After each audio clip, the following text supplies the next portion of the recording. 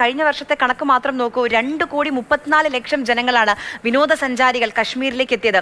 സ്വാഭാവികമായും കശ്മീരിന്റെ എക്കണോമിയെ തന്നെ ബൂസ്റ്റ് ചെയ്യും. അവിടെയുള്ള സാധാരണക്കാരായ ജനങ്ങൾക്ക് അവർക്ക് നല്ലൊരു ജീവിതത്തിലേക്ക് അവർ നടന്നുകൊണ്ടിരിക്കുന്ന സമയത്താണ്, ജനാധിപത്യ രീതിയിലൂടെ തെരഞ്ഞെടുത്തൊരു ഭരണകൂടം അധികാരത്തിൽ വന്ന സമയത്താണ്, ഇങ്ങനെ കശ്മീർ പഴയ പ്രതാപത്തിലേക്ക് തിരിച്ചു വരുന്ന സമയത്താണ് നമ്മുടെ രാജ്യത്തെ തന്നെ മുറിവേൽപ്പിച്ചുകൊണ്ട് ഈ ഭീകരാക്രമണം ഉണ്ടാകുന്നത്.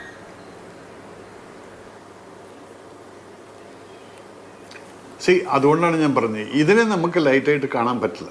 കാരണം ഈ ഒരു 3 വർഷം, കഴിഞ്ഞ വർഷത്തെ കണക്ക് താങ്കൾ പറഞ്ഞത് കറക്റ്റാണ്. 2.34, ഞാനൊക്കെ അന്ന് കേട്ടത് 1.5. 2.34 എന്ന് പറയുന്നത് ഒന്ന് ആലോചിച്ച് നോക്കി, എത്ര കോടി ജനങ്ങളാണ് ഇത്രയുമുള്ള ഒരു സ്ഥലത്ത് വിസിറ്റ് ചെയ്തിട്ട്. അത്രയും എക്കണോമി അവിടെ വന്നിരിക്കുകയാണ്. അവിടുത്തെ ഷിക്കാരക്കാരും ടാക്സിക്കാരും ഹോട്ടലുകാരും സമ്പാദിച്ചു. അവരതിന് ശേഷം എന്തായി, മിലിറ്റൻസി പറ്റില്ല. ഇപ്പം നിങ്ങൾ അവിടുത്തെ ഒരു ഹോട്ടലിലോ അല്ലെങ്കിൽ എവിടെ വേണമെങ്കിലും പോയി കഴിഞ്ഞാൽ അവർ നിങ്ങളെ പൊന്നുപോലെ നോക്കും. എന്തൊരു ആതിഥേയത്വമാണെന്ന് പറയും. കാരണം ആ ലോക്കൽസിന് മനസ്സിലായി ഈ വരുന്നതാണ് അതിഥി ദേവോ ഭവ. ഇത് അവർക്ക് മനസ്സിലായതിനു ശേഷം അവർ ഒരിക്കലും മിലിറ്റൻസിനെ സപ്പോർട്ട് ചെയ്യില്ല. അങ്ങനെ ഉണ്ടായിരുന്ന സമയത്ത് ഇതെന്ത് എങ്ങനെ വന്നിരിക്കുന്നു, അത് വന്നിരിക്കുന്ന കറക്റ്റ് ടൈമിൽ അമർനാഥ് യാത്രയ്ക്കുള്ള പ്രിപ്പറേഷൻ നടന്നുകൊണ്ടിരിക്കുകയാണ്. അത് നടക്കുന്നത് എവിടെയാണ്, അതിൻ്റെ ബേസ് നടക്കുന്നത് പെഹൽഗാമിലാണ്.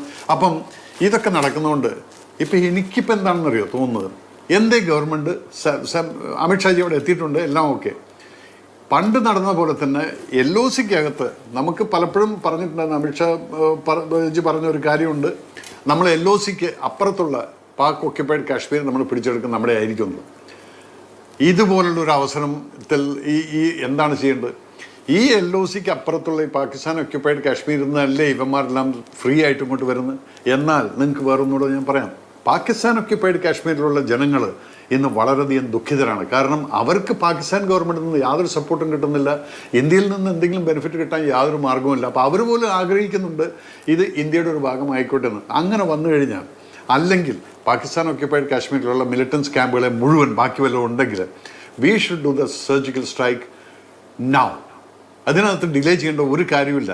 ഇതിനകത്ത് പ്രതികാരം എന്ന് പറഞ്ഞാൽ ആ മരിച്ചുപോയിട്ടുള്ള കുടുംബങ്ങൾക്ക് വേണ്ടിയിട്ട്, അവരുടെ ആത്മാക്കൾക്ക് വേണ്ടിയിട്ടും അവർ ജീവിച്ചിരിക്കുന്ന ആ കുട്ടികളുടെ കണ്ണീരിന് ഒരു സമാധാനം കൊടുക്കാൻ നമുക്ക് ഈ ഗവൺമെൻറ് ഇതുപോലൊരു സ്ട്രോങ് ആയിട്ടുള്ളൊരു ആക്ഷൻ എടുക്കേണ്ടത് അത്യാവശ്യമാണ്. പിന്നെ അല്ലെങ്കിൽ എന്തുകൊണ്ട് ഇവർ ചോദിക്കുന്നത് ഹിന്ദു ഏത് മുസ്ലിം ഏത്, അവനെന്ത് ഹിന്ദു അവനെന്ത് മുസ്ലിം, ഇവിടെ നമുക്ക് ഇല്ലാത്ത ഈ ഒരു സെപ്പറേഷൻ അവരുണ്ടാക്കിയിരിക്കില്ലേ. അപ്പോൾ അതിൻ്റെ means there is A political agenda behind this thing.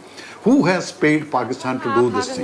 താങ്കൾ നേരത്തെ പറഞ്ഞതുപോലെ വലിയ സുരക്ഷാ കവചം സൈന്യത്തിന്റെ ഭാഗത്തുനിന്ന് ഉണ്ടാവാറുള്ളതാണ് എന്ന് പറഞ്ഞല്ലോ.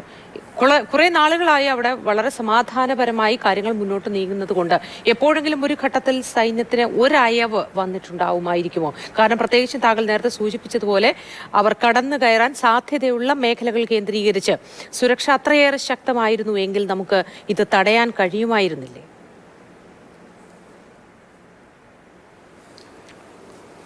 ഇല്ല, അവിടുത്തെ ഒരു ജനറൽ ഏരിയ, നിങ്ങൾ ജിയോഗ്രഫിക്കൽ ഏരിയ നോക്കിക്കഴിഞ്ഞാൽ ഇറ്റ് ഈസ് നോട്ട്, നമുക്കൊരു ഫുൾ പ്രൂഫ് ആയിട്ടുള്ളൊരു പ്രൊട്ടക്ഷൻ ഒരിക്കലുമില്ല. പക്ഷേ ഈ ഒരു ഡിറ്ററൻറ്റ് ഫോഴ്സ് എന്ന് പറയുന്നൊരു സംഭവമുണ്ട്. നമ്മൾ പേടിപ്പിക്കാൻ വേണ്ടിയിട്ടുള്ള ഫോഴ്സുകൾ വെക്കുന്നത്, അതാണ് എപ്പോഴും നമ്മൾ റോഡിലൊക്കെ ആൾക്കാരെ കാണാം, റോഡുകൾ വണ്ടികളെല്ലാം കാണാം ഇതുപോലെ. പക്ഷേ അത് പലപ്പോഴും ടൂറിസ്റ്റുകൾക്ക് ഒരു അനീസിനെസ്സാണ്.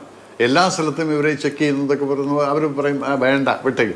പക്ഷെ അതിനൊരയവ്, പക്ഷെ എന്നാലും റോട്ടിലെല്ലാം ഉണ്ട് ഈ സെക്യൂരിറ്റി ഫോഴ്സുകാർ.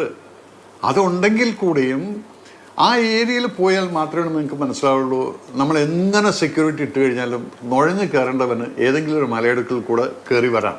പിന്നെ ഈ നുഴഞ്ഞ് കയറേണ്ട ആവശ്യമില്ല, ഇതിനകത്ത് തന്നെ സ്ലീപ്പിംഗ് സെൽസ് ഉണ്ട്.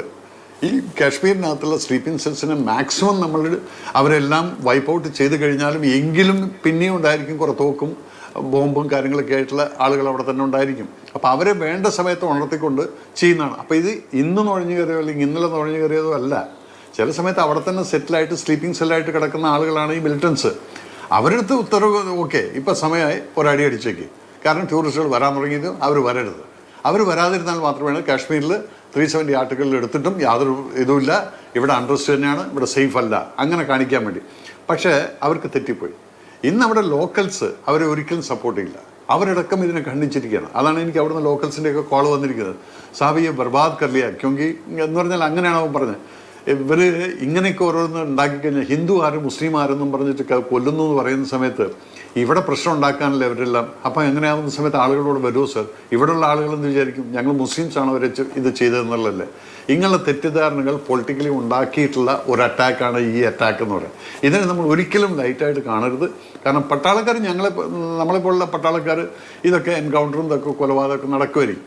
പക്ഷേ പാവപ്പെട്ട കുട്ടികളോട് എൻജോയ് ചെയ്യാൻ വേണ്ടി പേരൻസുമായിട്ട് പോയിട്ടുള്ള ആളുകൾ അവരെ അച്ഛനെ മാത്രം അവിടെ വെച്ച് വെടിവെച്ച് കൊന്ന് ബാക്കി എല്ലായിടത്തും നിങ്ങൾ പൊയ്ക്കൊന്നിട്ട് മോദിയോട് പറഞ്ഞേക്ക് ഇത് നിങ്ങൾക്കുള്ളൊരു ഉത്തരവാണെന്നുള്ളത് പറയുന്ന സമയത്ത് വാട്ട് ഡസ് ഇറ്റ് മീൻ?